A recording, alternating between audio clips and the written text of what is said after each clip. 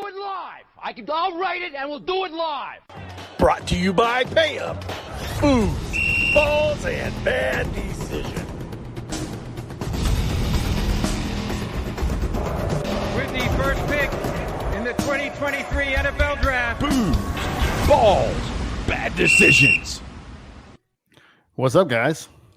Yo, what's happening? Welcome. Who is that handsome devil up in the top corner of my screen up there? Ben, you want to do the introductions here? I will do it. It is the one and only Dan Cody. 2003 All Big 12 defensive end, 2004 All Big 12 defensive end, 2004 All American. Great player at OU, played in the NFL. Dan Cody. Welcome, Dan. Welcome to the show, man. Yeah, the All America deal. There is, I don't know how they do it now. There was one that was considered, if you got it, you were an All-American, like consensus All-American. There was one that was the same, almost essentially as a consensus All-American. And then there was obviously the consensus All-American being, I guess, the AP. And I don't know what the other one is, if there's two or three, but I'm sure that's maybe changed now. But anyway, yeah, for sure, part of that group, thankfully. It's all about the people around you. It's it sounds like coach speak, but it's truth. I mean, there are obviously going to be some guys out there on some less successful teams that are, going to get whatever you want to say that, get that award, reach that, get that status, whatever you want to call that. I hate to even use any of those words, but you're not going to be a consensus All-American unless you're on a good team. I can promise you that. Absolutely. Pretty much scary. And got a lot of talent, bro. I mean, you're being modest, Dan. Man, you had a ton of talent, brother. Well, no, I'm not. I guess as part of of course you're always going to be modest. I think that it's really about the real truth about how not necessarily how talented you are, but I'm just shocked there hasn't been another defensive end come along that hasn't just taken over. I think that could, if there could have been a guy come in 2 years after me and just lit it on fire. And in fact, the guy that was after me, Jeremy Beal, which he and I didn't play together, but he was on that same defensive line as Gerald McCoy. They played together, and he actually, for the amount of time played, he had more sacks than I did when I was at OU. If you just looked at the amount of games played, I think he did. I may be wrong on that. He had like 14 big time, 15 tackles for loss. And so, but after that, there was never, there haven't really been another DN with a lot of big stats like that. But we also, we run this 3-man front deal in half for a long time. We don't, That's Venables' way, isn't it? Well, I'm trying to figure that out. That's, I'm like, I know it can't be as simple as, oh, we just need a good pass rusher out there and we'd be okay. Because, you look at this kid, Ethan Downs. I don't know. I'm sure you know who I'm talking about from Weatherford. Oh, yeah. Yeah, big old strong kid. He never gets to rush from the edge. He did a little bit, a game or two early on.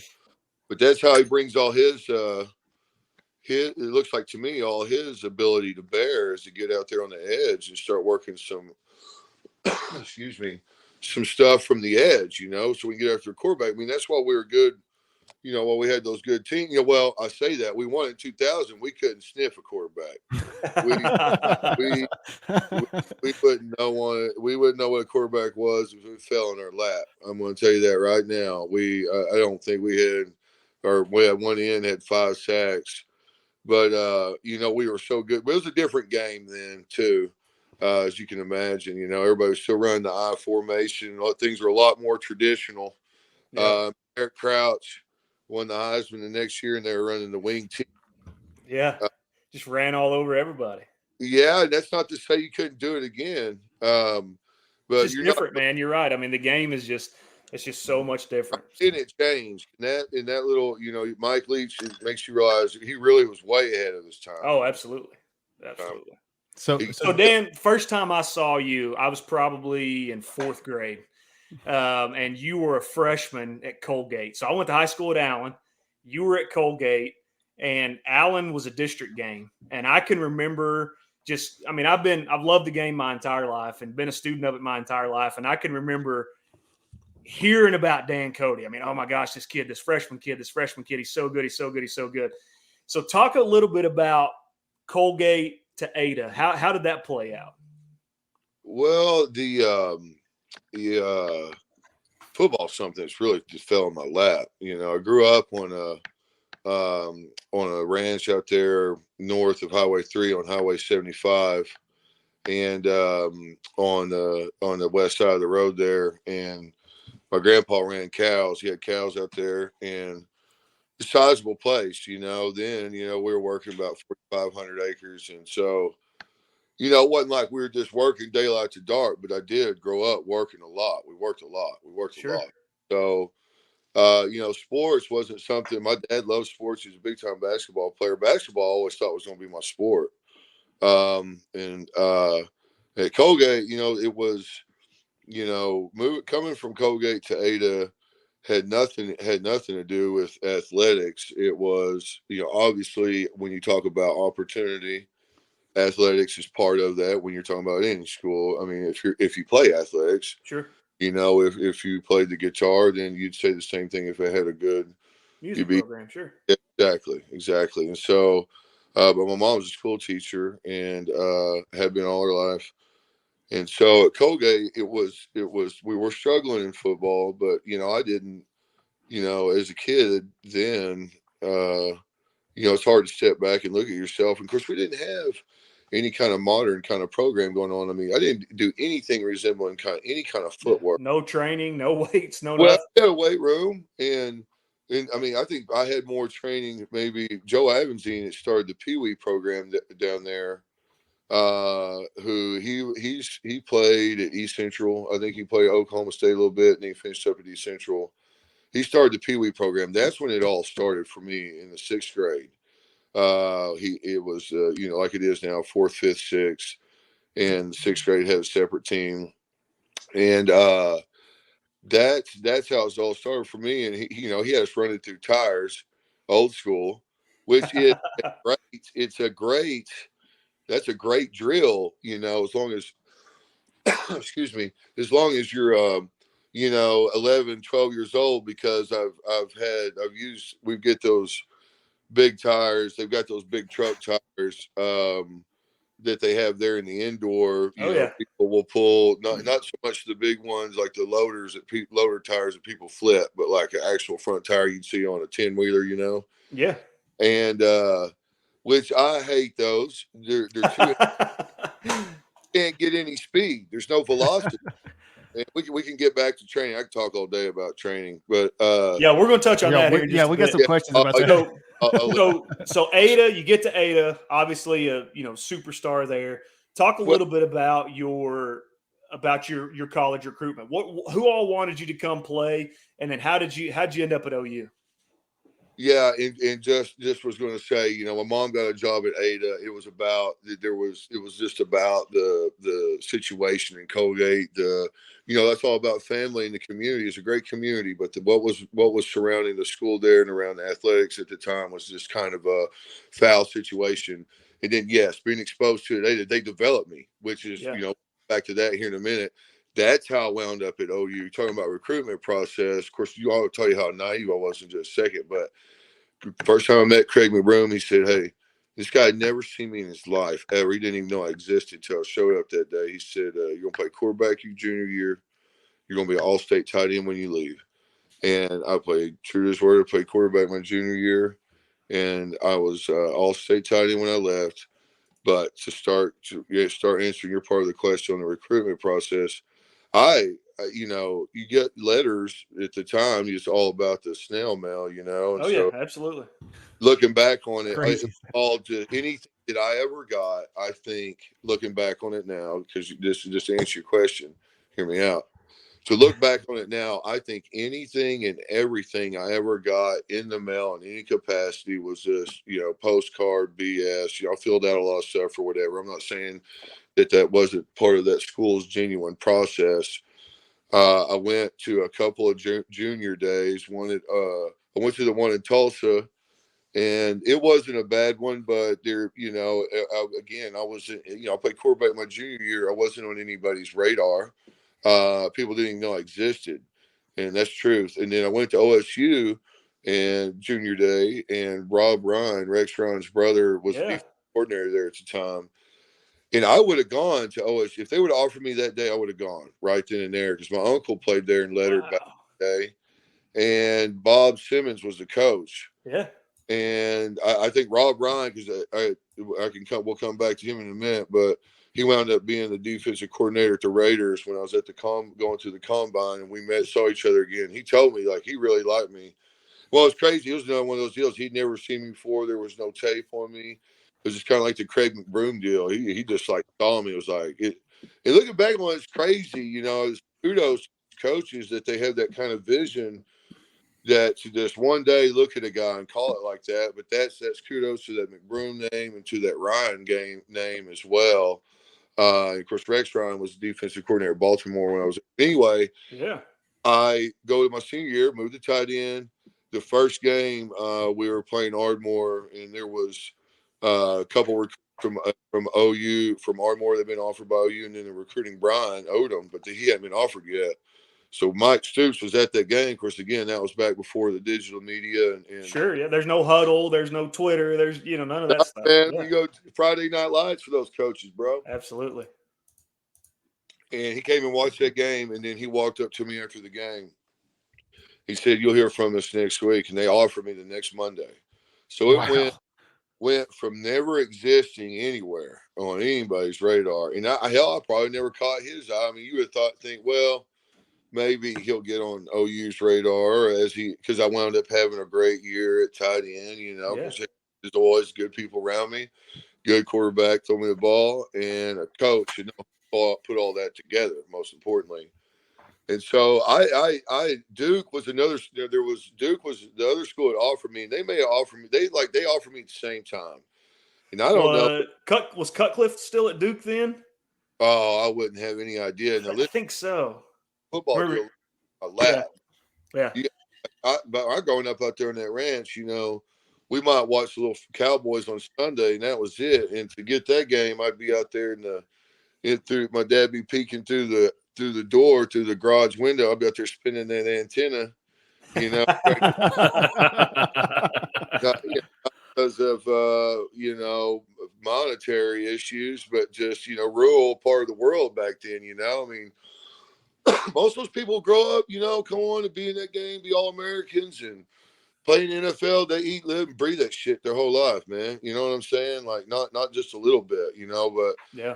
Growing up on that ranch is that's the reason I played in the NFL and good at college and why I train now, because everything I do has been anchored on living out there on that ranch and being independent and not being scared of hard work. You got to crave hard work. That's really what it's about. And I'm telling you, Dan, you don't hear that story anymore. By the way, you don't hear that story now. It's the kid has been known since he was 4 years old, goes to every camp under the sun, has been groomed his entire life. You don't hear that about the kid that just worked on the farm and ends up country being an NFL strong prodigy. I mean, so Dan, I want to know. So we're switching positions. You got coaches looking at you. At what point did you know? Did you look around and like you're having a great year? You look around like, I can do this shit in college. I can go to college and I can do this. When did you know? I don't think, like I said, I'm pretty naive about everything. And, and I'm like, it's like you got like really want to know what the story is. I mean, that's truth. Oh man, it was just the best I can say is just a kid. I don't think I had any idea really, even now, it's just the reflection on it now that I think it's all settling in. I mean, obviously, when you're out there competing with guys, you're like, okay, I'm as faster or I'm stronger, it's hard to really put into play there. I just obviously when the game, my coming out party was my junior year against North Texas and then the Alabama game. Absolutely. I remember it, man, just like it was yesterday. But yeah, you're like, okay, I'm here, I'm playing. But it wasn't until that time that it meant that it ever really clicked for me as far as it all coming together as a defensive end. it had, there was in my high school senior year. I mean, obviously knowing you're good, and playing with guys like Brian and being recruited and playing against other teams with Division I athletes, you know that you're there. But when you don't grow up in it, though, I'm just telling you, when you don't grow up in it, it's knowing what I know now. It's just like, wow, I did not have a clue. Did not have a clue. Which was probably good, Dan. I mean, think about it. Really, I mean, you had zero pressure on you. You're just a big dude. You're strong, and you love to play the game. I mean, everything else just didn't matter. Well, but see, let's go back to that though. See, I didn't necessarily love to play the game. I love to work hard, and I love to play hard. Okay. No, I'm not saying I dislike the game, but I'm certain I can promise you this: that I think I had a lot of insecurities because I just didn't really know the game. Yeah. To be honest with you, I mean, anybody can know how to get lined up in high school football, but once I got to that next level, it just was like on such a grand scale. Of course, Ada was a great program. I mean, I'm not that there's. I don't want to sit here and paint a picture like it was this. Well, but it's just different. It's high school coaching versus scheme by Mike Stoops and Brent Venables, and the terminology is different, and the lineup's different, and I mean everything we do is different. Well, they're crazy. So the Stoops boys and Venables, are they as intense as they are off the field as they are on the field? Yeah, of course, Mike Stoops, they were young then. I mean, hell, they were younger than, I mean, Bob, I think it was 37 or 8. Mike's younger than him. So, yeah, man, they were pretty tuned up back then.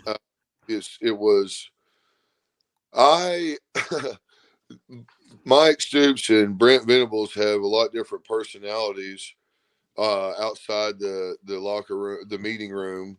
And they're both real approachable.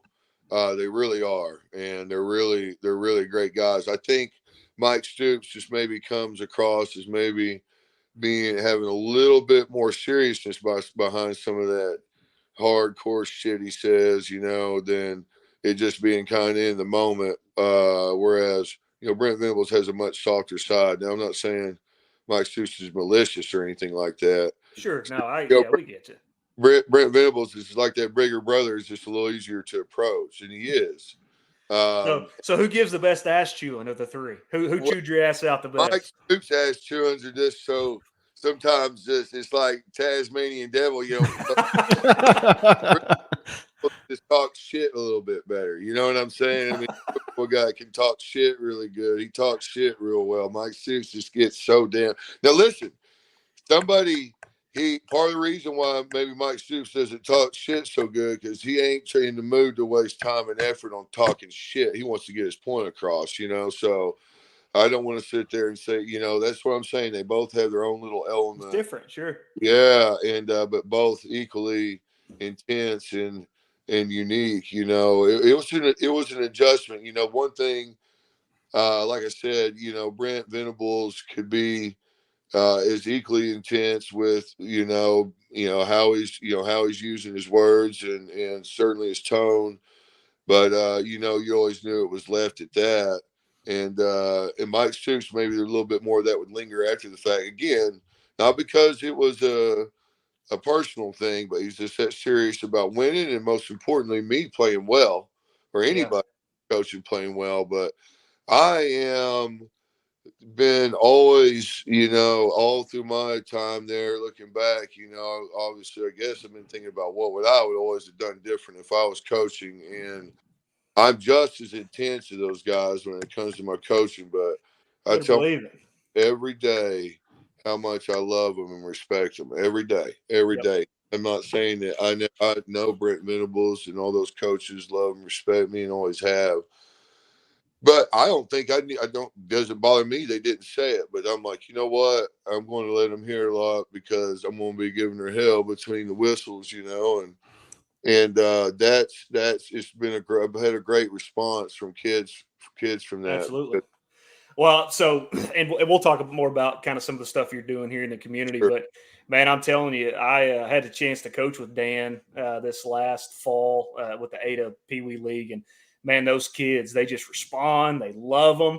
I mean, Dan will get in your ass and he will make you work hard, and then he'll tell you how great of a job you did. So I think might got a little Venables in you. I mean, I think I might see a little bit of Venables. Well, listen, I've been, just, the people at Colgate are great folks, and my roots are there, and my everything that makes me is in Cole County. Without question, without question. That's true.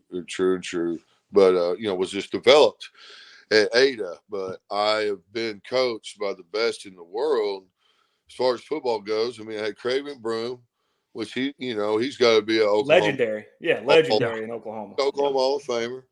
You got Bob Stoops. He'll be a college Hall of Famer. I think he is already. He is, yeah. Yeah. I was coached by Billick. Brian Billick won a Super Bowl, and then I was coached by Harbaugh, who he's going to be a Hall of Famer.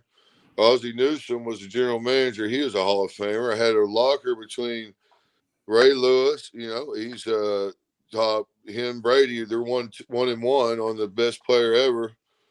And Steve McNair, who has since passed away. It was a tragedy. But that guy, you talk about legendary in his own. So you're like, then Jerry Schmidt, obviously, the strength coach at OU. Anybody that knows anything about it knows Schmitty. Everybody knows Schmitty. We're going to have to hear a story here from coming to Ada at OU, your first or your highlight Schmitty story, by the way. At some point in this, we got to get to that. Yeah, I would love to. I have a perfect one. I'd love to tell it. Let's go. Get to it now. That's perfect. Let's hear it. Well, it may not. Listen. It may not be the beer balls and butter. But listen, we're all age appropriate. You say whatever you want here. That's right. Get after it. And the good news is we're so small that no one's listening. Might not be the action-packed thriller that you're after, but my favorite Schmitty story is. And I told this to the team when Coach Venables, which I just love that guy. When he first got hired here back, I just bumped into him, and then Jeff Levy, the offensive coordinator, and I were best friends in college, and the boys stay in touch, and we're actually going on a trip together here in 2 weeks. Levy and I are, and getting together with Dvorak and a bunch of those guys up at Grand Lake. That's awesome. Yeah. But so Schmitty story. So anyway, I was talking Venables that had me up, to speak to the team, and it was me, Ted, and Dusty, and my Schmitty story. I told them, and I'll tell you the same one. Is my senior year. We just played. Hell, I'm pretty sure it's after the A&M game, which I know I saw y'all. Someone was kind of mentioning that earlier. I saw some. Yeah. We got a question for an A&M game, but go ahead. So after that next week, Stoops told us that all our upperclassmen have been coming in lifting early in the morning. Of course, this is later in the season. They can come in later in the day and lift. There's kind of a variety of times, but most people are in there, 6:30, and then like a 7:40, 7:45 group kind of deal. Or you come out there right before practice, like 1:30. And so I've been in that early morning group, and so I rolled in there, at that 1:00 deal or whatever, and because just going off what Bob Stoops had said, and I rolled in there, and Schmitty was just sitting there stewing, and I was just so caught off guard, and he was like, so you've been here, and he was delivering it pretty quick. And he's like, you've been here 5 years, just had the game of your life, and you're going to sit here and roll in at 1:00, start changing your routine, like, have you lost your fucking mind?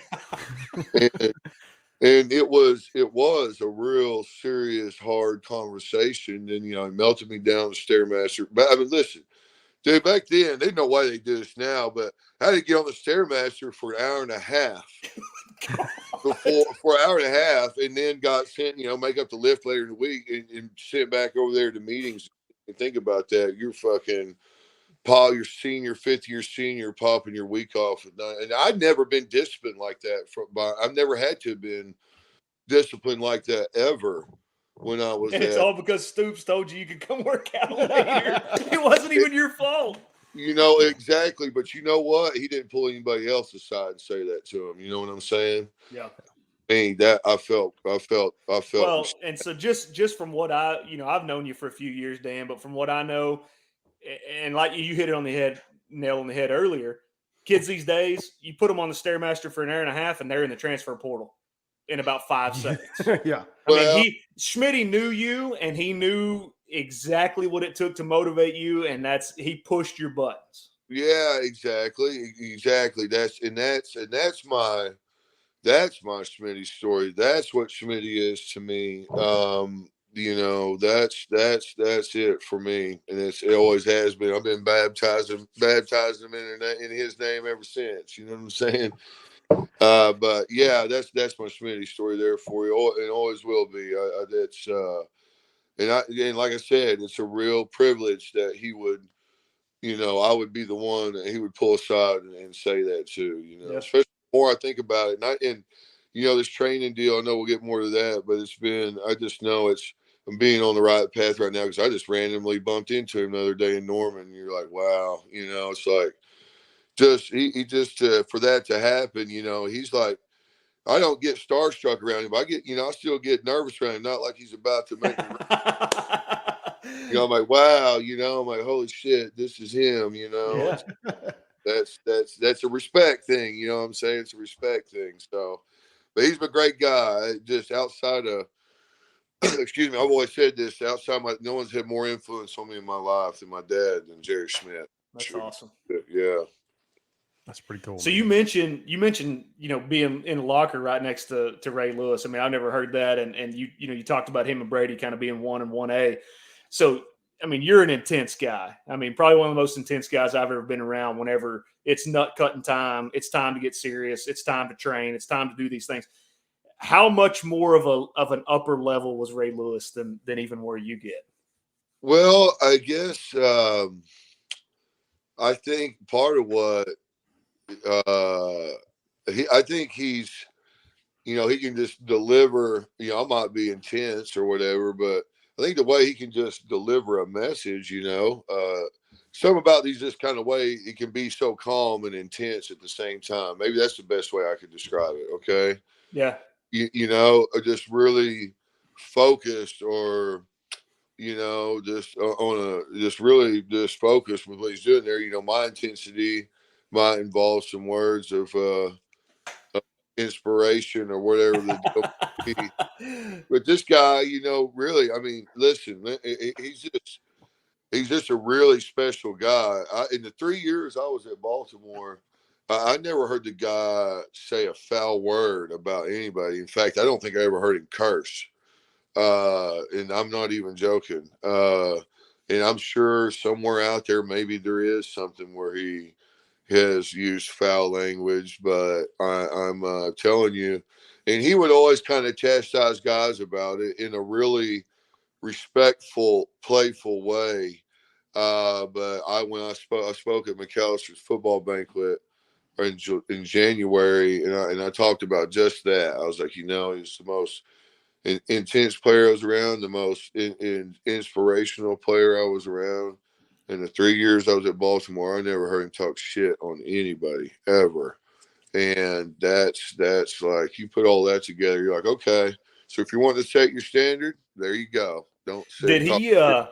Dan, did he practice the same way that he plays? I mean, was it just intensity the whole way? Yeah, I mean, it is. I mean, even then, 2005, 6, 7. Of course, he played a lot longer on beyond that. But when I was there, there wasn't a lot of contact with those guys. There obviously was, but I mean, those guys, you're not going to have the kind of contact and big hits, obviously, you have in games like you would expect out of him, necessarily, and then he would always be at practice. Obviously, yes, the way he approached the game was like 100% professionalism, like the standard, more so than, he would approach the game like a kicker would, I mean, except he's playing linebacker. You'd have that kind of attention to detail, the way a kicker might learn how to kick the ball, but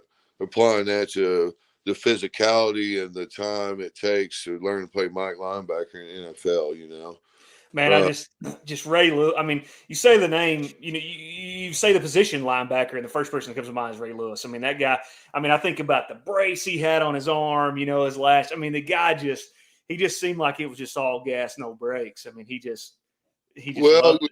When he won. I don't know that when they won in 2000, I don't think that would have. He was already with the Ravens or in the mid 90s probably, but I don't know. That'd be a good 98. I think is 98. Was he that 98 or 99 draft? Won a Super Bowl in 2000, so he was there 1 or 2 years and then went out on one, retired, won one. So that's legendary status. That kind of stuff happens to people that are legends, man. That's just the bottom line. And he's a legend for all the right reasons. I can assure you that. All right, Dan. So you brought up Ray Lewis, and we've talked about your OU.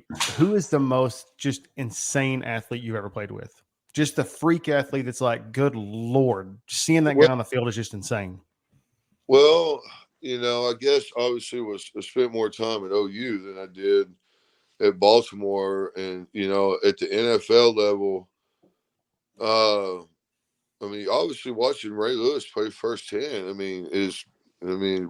is impressive. I mean, that whole defensive unit that was there, when Rex Ryan, the whole time Ed Reed. I mean, how good was Ed Reed? He was phenomenal. Yeah. Those together were impressive. I mean, really, really impressive. I mean, what took their deal to the next level was their ability to advance the ball after a turnover. They scored on defense all the damn time. I mean, that would be, I bet they're scoring defense. I bet they scored more on defense when Rex Ryan was there.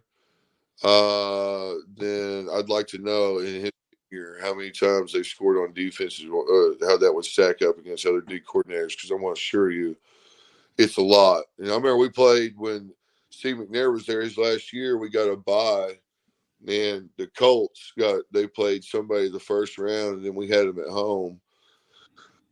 That bye was the kiss of death for a long time, because the Colts, they beat it. Rex Ryan said, they're not going to beat us. If they don't score, if they don't get in the end zone, they can't beat us. And they wound up kicking 5 field goals. Oh shit! They kicked 5 field goals. They won. He was about half-assed right, but damn, I lost my train of thought on that. Boy. Sorry about that. It's okay. Just that kind of those defenses, that scoring defense, the way those guys lateral that ball after they get it, all those, that secondary was ridiculous. Ed Reed, Chris McAllister, Samari Roll, Corey Ivy, who played OU, played at OU, was on that, and then of course Kelly Gregg up there in nose guard for Baltimore forever, OU legend, and but anyway, I mean, so. That on the NFL level, that Ray Lewis, Ed Reed athleticism obviously was, I mean, as good as anything I feel like I saw. I mean, we played Michael Vick, but he wasn't in his prime, but he's obviously up there. And then collegiate level, I mean, Tommy Harris, when he came in, I think he was still just 17 years old when he came in the summer he came in. And this guy, I mean, it was just absolutely phenomenal, his size and his build. He's not terribly, when you see him, he is a big guy, no question, but it's just so stacked in the right places as far as just dense, I mean, he weighs about 285 or 90. You never kind of really know it. But hell, he was in there 17 years old, and he was throwing up 365 on the incline. He's 17 years old, so I remember how quick he was. You remember, I mean, of course you played, with him, but I mean, how quick he was. I mean, they put him at that 3 technique, and I mean, his hands were just so quick. I mean, those guards had no chance. Oh, hell, he kicked the shit out of our guys all day. At 17 years old. I mean, it was just ridiculous. And then, of course, Adrian Peterson was obviously, I mean, you almost, he could have set the NFL broke Emmitt Smith's record, but they wound up kicking a field goal. It was like, whatever, first and goal from the 7, but all they needed was a field goal to win it. Yep. And he just needed a handful of yards. He could have broke the record. And that was coming off a torn ACL. Yep. And so I'm like, that to me, that's legendary status right there. You're pretty much one of the best to ever play the game.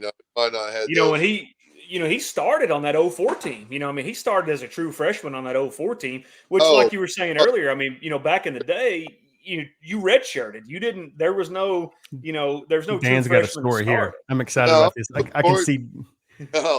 No, I hear what you're saying. What I'm saying is he should have won the Heisman that year. He should have. And the biggest thing that everybody said, oh, he rushed for 2,000 yards. Oh, they're playing in the national championship. But he's a freshman. He's a freshman. Can't give the Heisman Trophy to a freshman. And then, Tebow, of course, breaks that mold. But, I agree 100% he should have. Did Tebow get a freshman? I thought Johnny did. Didn't Manziel get it as a freshman? Oh, real? Fuck. Well, no. I don't know. Here's the deal. I don't know. Manziel gets that shit as a freshman. I don't know. I may be wrong. Bridge tonight, man. No. I may be wrong. Let's Google that up. Hold on. We can Google that up. Be that as it may, exactly. If you're a freshman and that close to winning the Heisman or being in that conversation, clearly, obviously, that's that kind of talent that, to answer your question, that'll deliver on that. Those two, tell me two bigger talents than those two guys that have been at OU, I can't think of anybody close, Gerald, crazy. Good player and be a Hall of Famer, no doubt. But he's not as imposing and all that as Tommy Harris, Google confirms Johnny Manziel, the first freshman to win the Heisman Trophy. That was Manziel. Okay. Dan, don't jump off a bridge. Don't jump off the bridge. Hey, it better be a deep hole of water underneath it.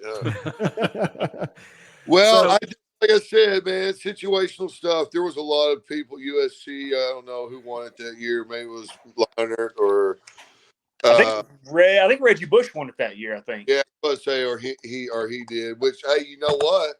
We can just, I don't know, surely AD was second in the voting since he was back. We can go ahead and give it to AD, I guess, can't we? After he got technically, yeah. Right, the recruiting deal. He was living in the house. His agent got him, and that was all took his Heisman away. Well, I don't know if they took it away, but it's got an asterisk beside it because of that. Does it not? Or am I dreaming? Yeah, it does. They stripped him of it. You're exactly right. Yeah, he got stripped. Yeah. So I'm surprised they don't. So there you go. That's the power of Adrian Peterson. The motherfucker will take your Heisman away from you, even if you got it. Right.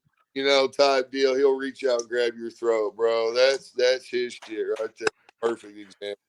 Listen, so I've got a question for you about that USC game, and if you don't want to answer it, it's fine. If it's so I was there. I remember it. We stop USC. We score. We stop them again, and we fumble a punt. Is that correct? Am I right? That's right. Yeah. Does that? And I'm not trying to blame it on anybody because stuff happens. Yeah, of course not, man. Yeah, listen, before you go. I don't give a fuck about winning or losing. I never have. Once I found out that you can't win them all, I'm like, why do I give a shit? I just know we're going to do everything up to that point. So you ain't going to bother me about any of that. So go ahead. I felt like we had the momentum and it flipped on that play. Now, they were insanely talented. So that play doesn't happen. Does that game play out any different, or are they just more talented than we were? Oh, sorry. I just used we. AJ told me I wasn't allowed to use we. No, it's fine. It's fine. I won't gatekeep we. It's fine. I'm a diehard. Well, it was one of those deals. It was just meant to be. It's such a, if you want to talk about like some play in the LSU game. Man. I could never talk about that game. Yeah, exactly. That USC, they were more talented than us, but I'm like, we never had a chance. Like you said, it's like one of those. It's like this, we got there probably a day, maybe 2 days before USC, and we're off the bus, full pads, scrimmaging. We were tackling Adrian Peterson in scrimmages, bro. That's how ridiculous things were. And they were just trying to recreate the 2000. Well, I just shouldn't say that like so candidly like that, but it seemed to me we were trying to recreate the 2000 Orange Bowl deal, and it was a different time, a different game. I mean, you see USC, we're back at the lounge eating or whatever, and USC's out there in just shorts and helmets, and this real straight up Southern California approach to it.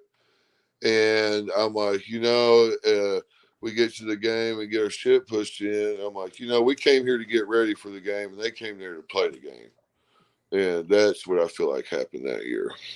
Gotcha. So, Dan, you talked about not really caring about winning or losing, and you realized you can't win them all.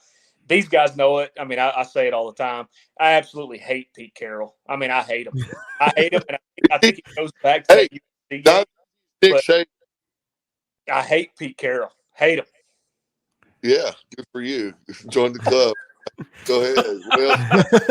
Well, we all trying to figure out who hates him the most right now. Is that what's going on? Well, I mean, so what did you think about him? I mean, did you care for him much? I mean, obviously they probably didn't recruit you, but do you think he made that much of a difference, or was that team just? Hell yeah. Yeah, it's exactly what I'm trying to tell you, man. He had this professional approach to it. You know what I'm saying? Like, we went there, this fucking old school two-a-days. We're going to tackle Adrian Peace. I mean, what if we fucking broke his ankle or something in practice? I mean, that's ridiculous. What were we thinking? So we're all wrapped up in practice stuff and like I said, getting ready for the game, and they were there to play that damn thing. I'm just telling you that right now. Or that's how I feel about it. And I'm not saying that was the difference. I'm just telling you that's what happened. I'm not telling you that maybe we could have done exactly what we did and just call it maybe the muff punt was the difference. It's just too easy to point the finger at that. Could that have gone different either way? I'm like, I don't think so. I just think there was such a bunch of difference in the score and the approaches to the game. It was just meant to be. I don't think we were kind of like TCU. They kind of bumped it, not their story isn't the same as ours, but kind of one of those deals. Their situation, they just blown their wad by the time they got there. Just too many come from behind. Yeah, Georgia was a hell of a lot more talented and all that shit. But if they got that real deal competitive TCU team, without all that other shit going on with it, yeah, maybe you get a game out of it. But it was meant to be. TCU blowing its wad trying to get there. You know what I mean? So I want to talk about modern day college football for a second. So obviously the way that programs are ran now versus back in the day, very different. But the biggest difference is probably NIL, name, image, likeness. Players getting paid to play football at the collegiate level. What do you think about NIL, Dan? I think that your perfect example is that I'll use as to why. I guess I'm not saying that I'm pro or against, but why I think it should exist, I guess, and it's for as if you were like, okay, well, I'm not going to put a number. If you're going to measure something, not in terms of value, but like here's why. Here's two things is why that needs to come together. It's why it should be. Spencer Rattler, that year coming into that year, he was going to be the Heisman hopeful. He had, made a lot off the NIL, as we call it here, whatever, caught a lot of flack over that. Then he went on to be benched, and then they put, rest is kind of history, so to speak. However, his play in that year before that got us to that point, that got him to the point to get the notoriety of the Heisman, being the Heisman hopeful. I'll guarantee you it got bumped OU up in the rankings, obviously. There's monetary value in that he brought there, and brought to that whole deal, even though that he was wound up being benched. And that's where I'll tie into the next deal, why the portal needs to exist. He did all that shit, got him to that spot, at least got him that start for the other quarterback. And there's obviously other pieces at play. He did all that, and then just be able to be set to the bench, stuck on the team for the guy you just got benched for. That's just not right. You know what I'm saying? That's just, again, I just think he should have options and shouldn't be penalized a year for wanting to go somewhere else and do whatever the hell it is he's going to do. Yeah, for sure.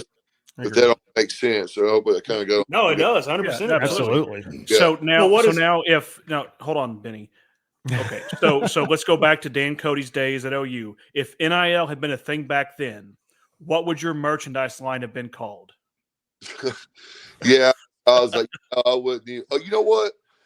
It's easy to say now, but this next level thing that I've gone with my training deal, it's easy to say it now, but that's what I would call it. With no question, I would try next level into it somehow. Fair enough. Yeah. I mean, I see we Dan all Cody can't be lucky enough to be named General Booty and be able to have a merch line based upon that, right? So next level is pretty legit. That's my problem with the nil is because of people doing stupid shit like that.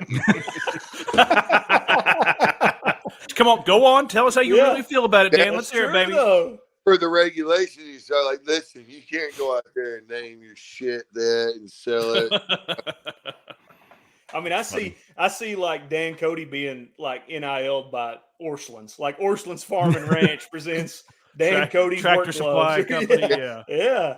That's actually, I know that's kind of hard to put a finger on. I've always been pretty Spartan about things. I mean, I don't have any fashion sense, and for the longest time, all I wanted was a good pair of cleats and a good fishing pole, and I was good to go. But I don't know. I was when I was in college, man. I still now. You see how I don't have an email or Facebook or Instagram.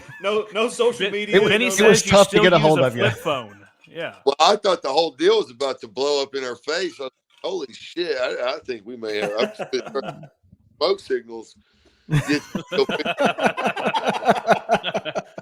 can help with that. Stuff, but I've always just been so removed from that. Not that I don't know why I've always been that way. I guess part of it is it's part vanity and part insecurity.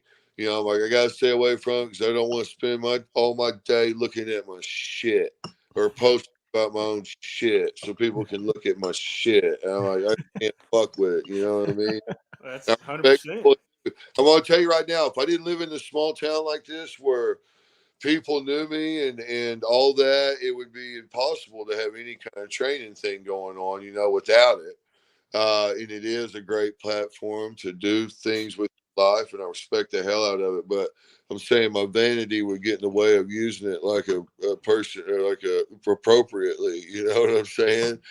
That they're looking at my own stuff too much, But that's perfect. I mean, that it fits, and like you said, I mean, there's you say the name Dan Cody anywhere near Pontotoc County, and everybody, or Cole County for that matter, and everybody knows you. This is perfect segue, Dan. So tell us what you're doing with the next level training, how you're involved with Ada schools, some of the stuff that you're doing. Talk a little bit about that. Well, it all started a couple years ago. This mutual friend of Forrest Mazie, there's a coach over at McAllister that we all grew up together with there in Colgate. His son, Justin McKinney is his name. Jackson McKinney is the boy's name. He asked me to start working with him, and that's how it all started. Was because of him, and I knew as soon as I finished playing at Baltimore, I knew I could be a good coach. Not necessarily a strength conditioning coach. I feel like I could be a good coach in anything. I agree with that. And I do hell I do now, man. I mean, I love coaching kids. But I didn't want to start over. I'm like, I'm just 3 years out this deal, and I'm about to go in here and start breaking down tape for the same guys. And it's like, I want to feel like I haven't done anything with my life. And thank goodness that my dad was able to help me out. We ran together, did a lot of great things together, and he would help me out, get my feet back on the ground. But when Justin asked me to start training his son, it opened that door up for me again, and it just kind of clicked. And doing nothing really, anything special other than kind of training him, picking up kids here and there, and then this will be my third summer up at the school. That's how it all started with me. I was working with some of the younger kids there, like sixth graders. during for Summer Pride, and then it went from there to actually helping at the school for the last 3 semesters, and then working really close with Coach Jennings the last 2 semesters. And it's been a fantastic experience. I'm like, this is why, I didn't necessarily think I was ready to coach at the Division I level, but when I first kind of started doing it, I was really anxious to try to get on at OU because I just thought that that's where I'd have the most impact. But I was way, way wrong on that. Yes, I could help you might, whatever you want to call it, a higher end or maybe a higher performance athlete, but you get so much access to kids that you can help just kind of create this foundation of, all right, this is what it means to give a shit about something and be a part of something and care about yourself and love life, man. You know what I'm saying? I'm always telling them 3 things. Are you healthy? Are you happy? Are you safe? Because unless you check those 3 boxes, we can't get through any of the rest of this done, And so it's nice to be able to kind of hit them with a little bit of my philosophy that I can promise you some 20-year-old defensive end at the end of the workout don't want to hear a bunch of that bullshit. You know what I mean? I slap a guy in the face. He's trying to hit me with that at the end. Would you take a shot at Smitty, Dan? Yeah, there you go. No. Still that get my heart still get racing when I get around it. Like I said earlier this week.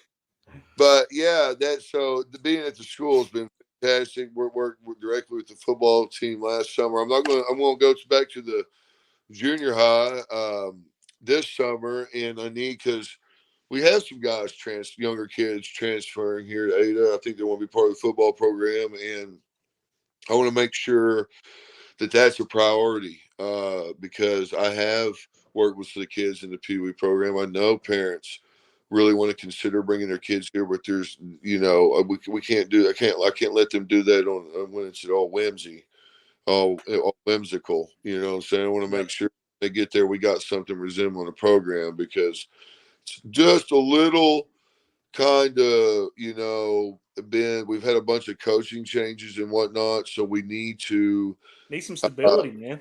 Yeah, there you go. And listen, that you're never going to be worth your shit in high school if you're not. It's developing your junior high deal. Now we got this Pee Wee deal going.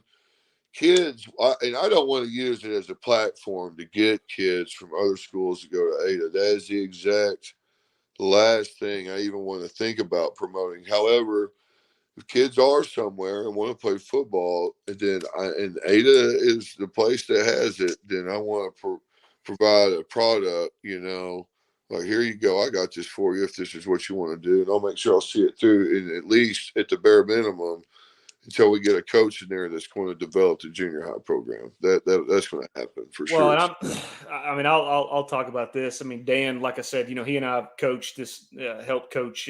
Josh Jennings helped us, helped coach that Pee Wee league, and I'm going to tell you right now. I mean, my son goes to Bing. Everybody knows Landry goes to Bing, and never played football before, loved it. Played this last fall, and Dan has made a tremendous impact on Landry, and then Dan ends up putting together a basketball team and coaches it. I mean, and it just I'm telling you right now, if Dan tells Landry to get out and do an hour and a half on the Stairmaster, I mean he's gonna jump on there and do it too. I mean you just have a great way of motivating kids, and it's just, man, it's phenomenal to be a part of it. It really is. Well, listen, I'm humbled. You said, man, I'm not joking. Obviously, number one, I mean, you got kids like Landry that buy into that. That's the first line of thinking. You got to have, that's a lot of people want to say, oh, kids these days. Now, I agree. I am a kids these days, but also no one's showing them a damn thing. I can assure you. That's why my people are like, all I have the impact, you might say, or the kids I work with have the gains they do, is because they've never been shown what this is all about. Now, obviously, being where I've been, seeing where I've been, if I can't bring the best out of kids, then I ain't worth a shit about him. I mean, Christ Almighty, I better be good at it. And like I said, the one thing I am kind of proud of is I put my own little twist on it about, making these kids, making sure they feel like, just that they're good. Bottom line is that they're good, and they're going to get held accountable. But as long as they work their ass off and have a good attitude about it, then we're good to go. That's the bottom line. What'd you say earlier? What's your 3 things? Tell us your 3 things again. Oh, man, no, I may not remember. You said work hard, be safe, and then what was the other one?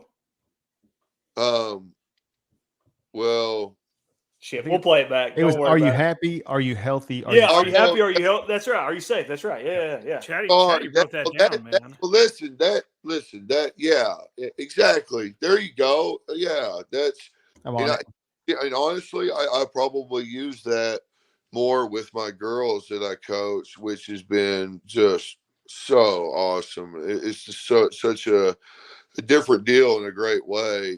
Girls are really unique, and I want to show them the same what a male role model looks like too. But yeah, that's exactly these kids' confidence. I don't think that a kid's confidence is really threatened that much about having a good home life or being safe. But I do think about that their happiness is a little bit at stake sometimes, or maybe part of what's causing all that. That lack of confidence or whatever it is. And I think because I've dealt with those insecurities maybe a lot more than I ever realized, and that's why I'm real motivated to make sure that we get that shit squashed so we can do big things with our life, It's awesome.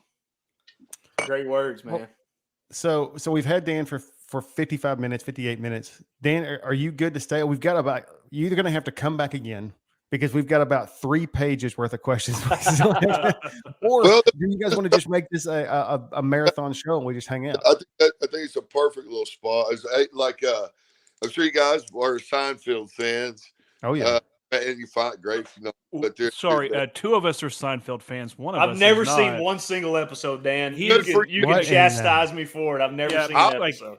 I was just want to. I only say bring that up just so you can know the reference. But even if you don't know the show, you'll still get it. But Costanza, you probably at least know who George Costanza is, don't you, on the show? Yeah, the crazy haired guy. Was he the guy with the hair? Jesus H. Christ, Benny. Yeah. Jumping Jesus Christ. Yeah. Come on, Benny. For God's sakes. Costanza. He said he's always going to go out on a high note. So every time if he says something, your ass off or likes a story, he's like, all right, we're going to go out on a high note. He'll just like leave the room, so everybody's left feeling really good about him, And so I got the high note question in. Yeah. Chatty, A&M, we got to know the story. Okay. So I got 2 high note questions in.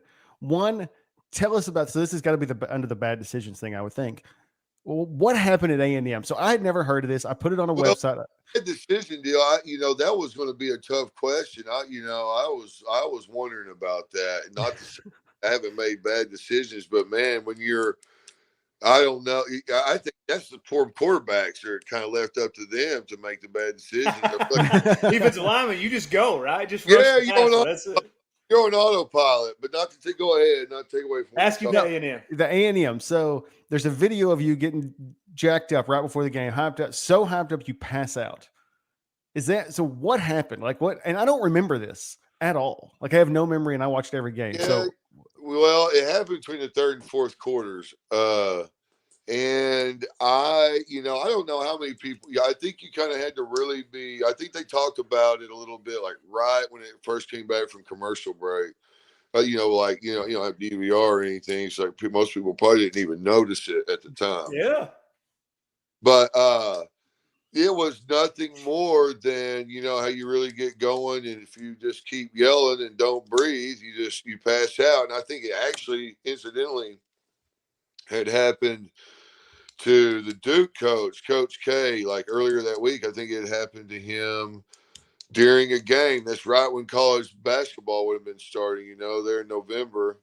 And I think that's when we played them. So it just happened to him. It's obviously, it goes to show that it's not uncommon. And then that after that, we went out that series. I guess we switched into the fields, and they A&M went downline option, my side of the field, which I've been playing right in, been their left.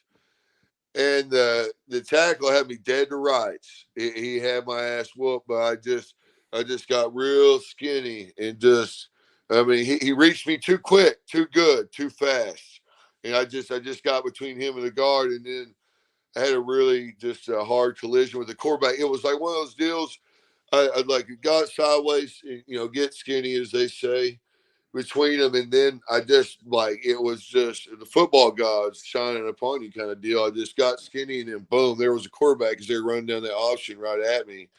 And so they're coming at me, and they've got me reached, but because I got skinny, he overreached me. I was just right there waiting on that quarterback. And I think that maybe there was just being amped up, some residual from that. I kind of went back down there again, and I came out the game. They took my helmet for a little bit, but I was good. I mean, listen, all that stuff that happens. You wouldn't play for 2 weeks now. The whole safety deal is going to be a whole nother conversation. We'll save that. Yeah, we'll save that for next time. You bet. Anyway, that's what all went down there. But it was the most fun. Here's the high note part. We were down 21-7 going into the fourth quarter. That's why this is the funnest game I ever played in my life. We're at A&M now. Of course, we beat them 77-0 the year before. So you're like, well, how good are these bozos? But Reggie McNeil was a quarterback. I knocked him out the game with a rib shot second quarter. So we were playing the backup quarterback. Man, I was just here's the high note part, and I got to sign off, man. I got to get and I want to do more with you guys. It's been hella fun. Oh, yeah. Yeah. One of the coaches down there in the media said I played like I was killing snakes. You know what? Cold-blooded shit right there. That's exactly what was happening, man. I was snake charming. Ice cold. That's man. awesome. Ice cold. Oh, I can't wait to have you back, man. Yeah, that was great, man. Yeah, you put it together. Let me know. We'll do some more, man. I'll be available. Sounds Dan, good. listen, man. I know an hour out of your day is very valuable, and I mean I can't tell you how much we appreciate it. And parents, I'm back here in their bedroom. I'm like Will Smith in Wedding Crashers. The meatloaf. I gotta go get my mom, go get the meatloaf in here. Hey, Mama Cody, she's welcome anytime too. So, all right, man, I got you, dog. I enjoyed it, fellas. Let's stay in touch. Hey, Dan, thank you, brother. Appreciate you. Thanks, Dan. Yes, See you, man. Yeah. That was awesome. Man, he's so good, is he not? I'm going to tell you right now, I got caught up in the moment and forgot to talk because I was just listening to it. You were fangirling. I fangirled. I got a whole list of so questions here we didn't even get to. I'm just listening. I wanted to ask. So we got to have him on closer to football season because I want to ask about the direction of the program. I want to ask about whether the former coach leaving and bringing Venables in as going into the SEC was the right thing. I have so many things I want to ask him.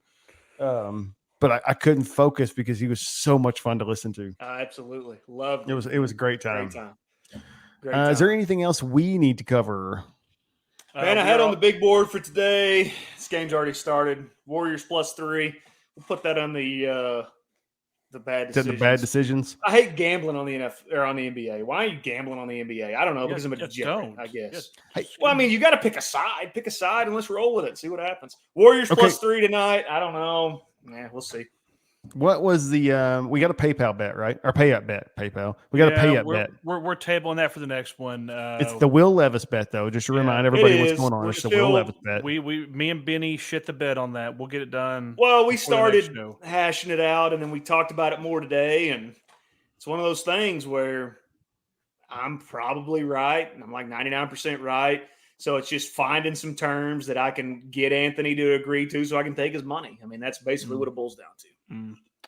Chatty, we've got some programming notes, right? We are off next week. We are off next week. A couple of us are going to Cancun. I am not part of the couple of us going to Cancun.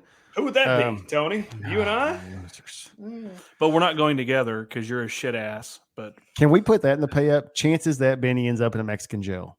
It won't happen because you're not leaving the resort. No, I'm not. There's no bet. He won't private transfer straight to the resort. Private transfer back. It's not happening. He won't come to dinner in the most poshest place in Cancun. Like, so I'll tell you a bad decision. I'll tell you a bad decision. Cancun, bad decision. Went on my honeymoon there. I got in a freaking Volkswagen buggy and went on a tour of Cozumel. I drove in Cozumel with no license. Yeah, we did that too. My tour guide ran a red light. I run the red light. The guy pulls me over and he's like, "Hey, man, what's going on here? Like, why are you running these red lights? Like, we're going to take you to jail." I mean, I'm straight up. I'm 21 years old. Bullshit. You're taking me to the American Embassy. That's where you're taking me. I'm not going to a Mexican jail. And then our tour guide turns around and, they speak for a minute and basically ends up, don't mess with my business. But, I mean, what a bad decision that was. We did the same thing. We did the Jeep tour and we get over there and I was like, "Jenny, you're driving. I'm not driving this fucking Jeep around Cozumel." And sure enough, she drove the entire time. It was awesome. Yeah, I don't recommend driving in a foreign country. I tell you, real quickly, my bad decision. We go to Jamaica, right? And this is pre-kids and Jenny Lee will talk anybody down on anything. And don't use the word ban. I can hear you now wanting to say it. I can hear it in my head. Yeah, it's so right. It's about we're in Ocho Rios, Jamaica, and which is already kind of a rough town. Great spot. It's beautiful. I had a blast. Guns River Falls, yeah. We climbed the falls. We go down. There's this flea market, and we probably walked 500 yards under a blue tarp that you can't see the street. And she is back there wheeling and dealing with people. I was like, "For the love of God, Jenny, pay the $20. Let's get the hell out of here right now." I was like, "What are you doing?" All to save $5 on a wooden something that's on the TV somewhere. Good stuff. Okay, so nothing next week. We'll be back we might be back. I have the race on the 21st. So depending on how I feel on the 22nd, we may be taking. Speaking of bad decisions, iron. What do they call it? Iron. I'm doing a half Ironman. Half Ironman. Yeah. So he's not even a full Ironman. He's just a half Ironman. I'm a half Ironman. I can do a whole segment on Chatty's competitive exciting. So we'll save that for post race. How about that? Hey, why don't we get Dan to train you? Hey, I'm going to tell you what. The entire time he was talking, I was like, "How do I get my kids to Ada?" Like, here's is he in Ada or is he in Colgate? No, he's at Ada, and this is 100% true. So what I said about Landry is 100% true. Kinley and her softball team. Kinley has been to practice. She's been to games. She's seen Dan on the sideline. She's seen Dan. I mean, she's been around Dan enough coaching that she knows kind of how he is. And so her softball team, whenever they start slacking or they start, getting to where they're not doing what that's the first time I threatened them with Dan Cody. I said, you want me to call Coach Dan and have him come run practice? I mean, it's just, I told her that tonight. I said, Dan's going to be on the podcast tonight. And I mean, her eyes get this big. And I said, yeah, and we're going to talk about him coming coaching your softball team. And she, no.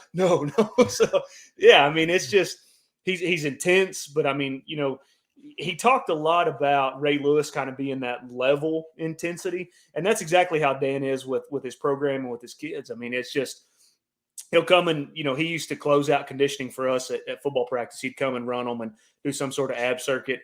And I mean, those kids just respond to what he is saying. It's just a gift. I mean, I really believe it. I mean, it's a gift and he's doing a great job.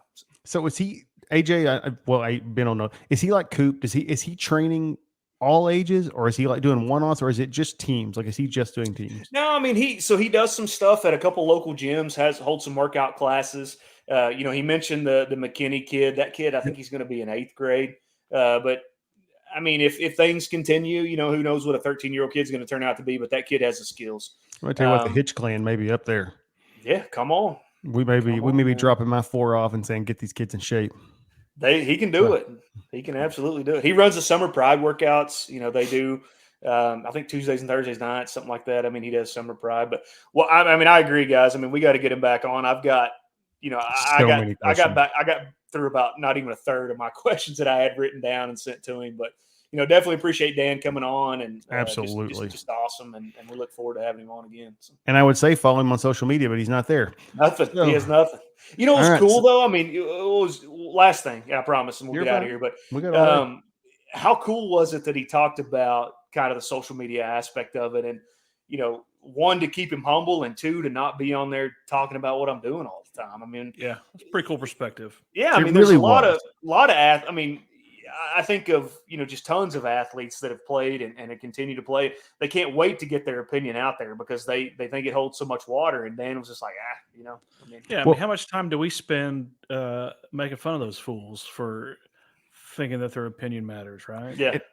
And here's the deal: we have a podcast. We tweet about it constantly, and to get people here, to get people to see it and to watch it. But he is like, and he has a commodity that he could put out there everywhere. But he's really just letting his body of work. I mean, like, yep, absolutely. I mean, you want to train with the best, you find Dan Cody, figure out how to get a hold of him. If you want to get a hold of him bad enough, you will. So that's right.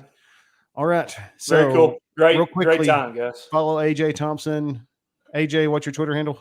At Booze and Balls. At Booze and Balls. Benny, what's your Twitter? You got yours on the screen. Got mine on the screen. Give us a follow. We're gonna do some great things for those of you guys that are still listening. We've got some great guests lined up. We've got some crazy emails out to some folks that we think are going to come on, and so I hope so. We may have a professional pianist on. That's soon. true. A professional what? Say that again. A professional pianist.